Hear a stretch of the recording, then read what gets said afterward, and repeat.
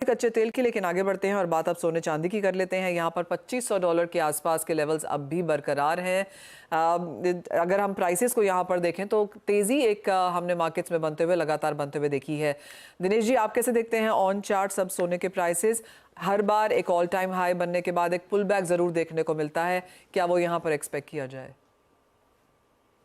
निशा जी, और पहले भी मैंने जैसे कहा था कि गवर्नमेंट ने एक बहुत अच्छा मौका दिया था, 9% ड्यूटी कम करके जो रिटेल निवेशक है उन्हें एंट्री करने का एक अच्छा अवसर मिला था।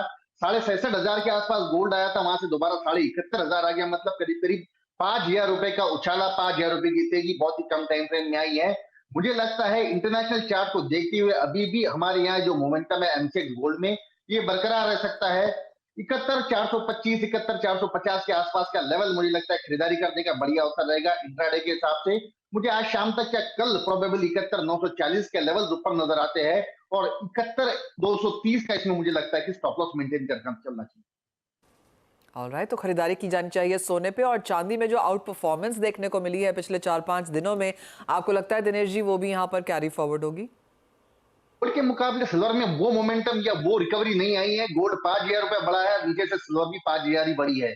तो मुझे लगता है कि करीब करीब 85,200 के पास इसमें थोड़ी सी रुकावट बन सकती है, लेकिन डाउनसाइड मुझे लगता है 83,500 का वेट करना चाहिए, और उसी लेवल पर दोबारा निवेशक का एक अच्छा मौका मिल सकता है।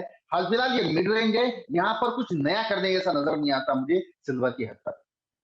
ऑलराइट, तो सोने चांदी में तो ये क्यूज़ हैं यहाँ पर जहाँ पे खरीदारी के मौके आपको दोनों में ही ढूंढने चाहिए। लेकिन एक इंटरेस्टिंग चीज़ ये है कि क्योंकि अब यहाँ पर फेस्टिवल सीज़न की शुरुआत हो चुकी है और इस समय जो इंडस्ट्री के इनिशियल एस्टिमेट्स आए हैं, जो जूलर्स ने यहाँ पर दिए हैं, आइब्जा की तरफ से भी आया है, वो ये कहता है कि पिछले साल के कंपैरिजन में रक्षाबंधन पे ऑन एन एवरेज यहाँ पर 4 से 5 ग्राम की खरीदारी हुई थी। इस बार 7 ग्राम ऑन एन एवरेज यहाँ पर खरीदा गया है। आशीष पेटे जी, आप कैसे देखते हैं, आपके लिए रक्षाबंधन कैसा रहा? और ऑफ कोर्स जो ड्यूटी कट है उसका कितना फायदा यहाँ पर कंज्यूमर्स ने उठाया? नमस्कार निशा जी। ड्यूटी कट का जो प्राइस में जो इफेक्ट आया था उससे ज्यादा कंज्यूमर के माइंड पे उसका इफेक्ट आया है कि सोना सस्ता हो गया है। तो इसलिए 23 जुलाई के बाद हम देखते हैं कि consumers are rushing in to buy. अगर आपको याद हो 10 दिन पहले I was on your channel, मैंने बोला था stuck my neck out and said कि आगे का 4-6 महीना बहुत ही अच्छा होगा। तो उसके आसार वैसे नजर आ रहे हैं कि मार्केट विल बी गुड। हम ये देखना होगा कि जब रिटेल में कंज्यूमर आता है तो उसको रिटेल का 22 कैरेट का प्राइस इंपॉर्टेंट रहता है, और वो 68-69 के आसपास का ये प्राइस है, वो कंज्यूमर को डाइजेस्ट हो रहा है क्योंकि उसने 70,000 के ऊपर के प्राइसेस देखे हैं और 24 कैरेट का 72-73 का प्राइस देखा है। तो उनको ये लगता है कि ये जो करेक्शन आया है that is a good time to invest. और मैं ये देख रहा हूँ कि आगे का वेडिंग परचेज भी कई लोगों ने प्रीपोन कर लिया है, और पिछले 3-4 महीने में जो मार्केट स्लो था, जो लोगों ने डिफर किया था परचेजेस की, एक बार प्राइस थोड़ा नीचे आएगा तो हम खरीदारी करेंगे।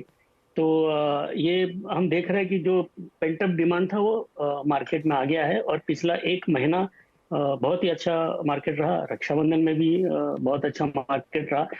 और जो आपने डेटा एग्जैक्ट कहा कि 3 ग्राम से लेकर 7 ग्राम तक का उछाल हुआ है, उतना एग्जैक्ट डेटा नहीं है।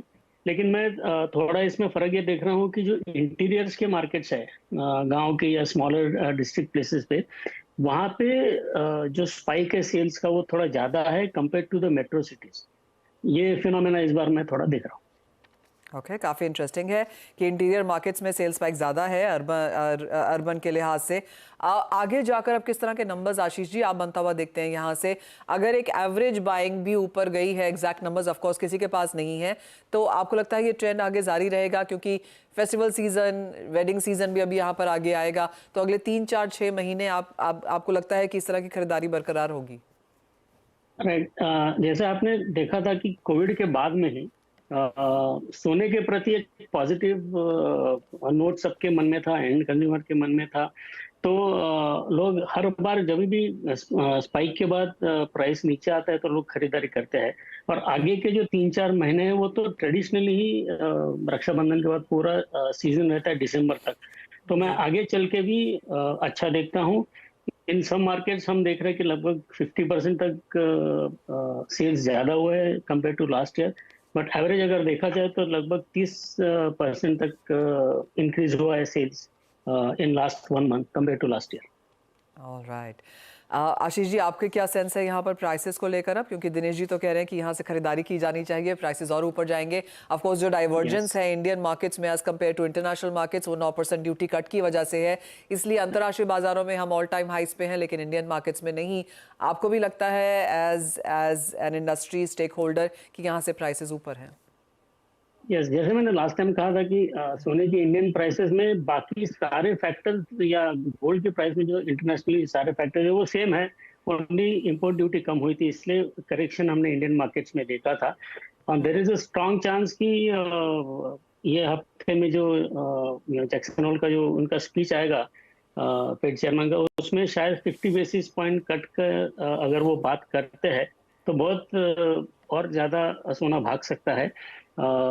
मेरे हिसाब से 25 बेसिस पॉइंट ऑलरेडी फैक्टर्ड इन है, लेकिन ये देखना मेरे लिए इंटरेस्टिंग है कि 2500 के ऊपर जाने के बाद gold was in no hurry to retrace back, because हर बार हमने देखा एक बार ऑल टाइम हाई जाने के बाद तुरंत थोड़ा प्रॉफिट टेकिंग होता है, और ये मेंटल नंबर है 2500 का, उसके ऊपर रहने के बाद भी gold has stabilized beyond 2500. It is, I think, good point to note.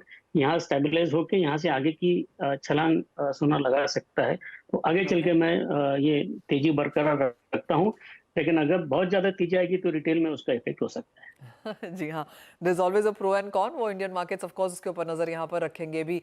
बहुत शुक्रिया आशीष जी एज ऑलवेज साथ जोड़ने के लिए और बहुत विस्तार से हमें समझाने के लिए भी। दिनेश जी